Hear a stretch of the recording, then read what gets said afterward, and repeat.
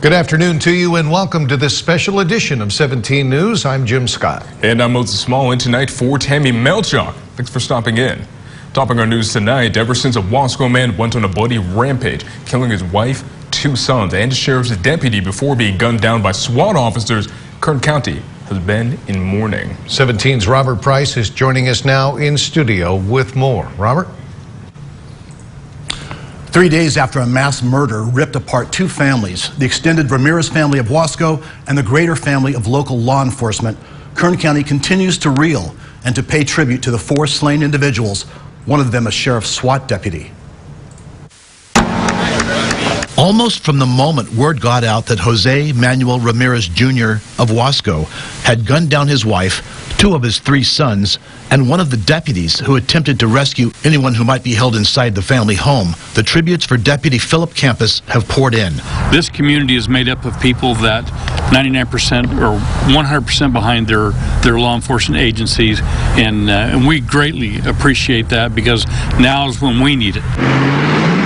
From this billboard at 24th and L Streets in downtown Bakersfield to the American flags at half-staff across the county and the state, here at Varner Brothers Waste Disposal in Oildale, here at the Kern County Sheriff's Substation in Wasco, here at the state capitol.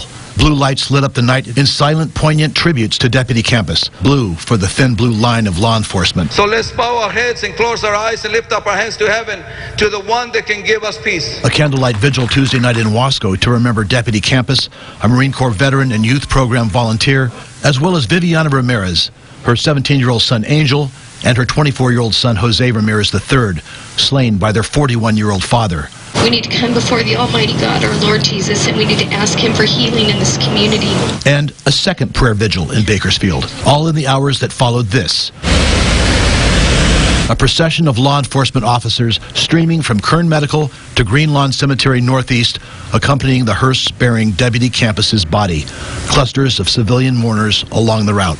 And amid the tears, calls for a greater focus on the tragedy of domestic violence, the crime of domestic violence, which reared its head on a quiet residential street in Wasco Sunday afternoon in the worst way possible.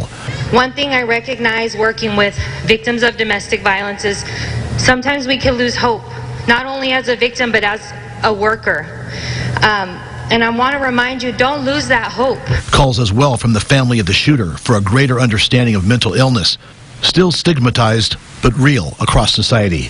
And the tributes will continue, quietly for the Ramirez family, very publicly for the family and colleagues of Philip Campus, the first sheriff's deputy to die from gunfire in the line of duty in 32 years. Because this is not just a tragedy for the loved ones of those lost to this horrific event, it's a tragedy for the entire community, as these tributes reflect.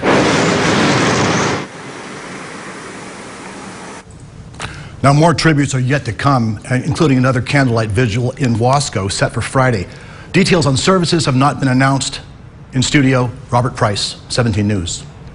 Robert, thank you. Community members in Wasco have set up a registry at Target for the 2 girls involved in Sunday's fatal shooting. The girls, 9-year-old Amy Bella and 7-year-old Luna Bella Ramirez, are in need of clothing, school supplies, and more. This is the love of this small town with huge hearts.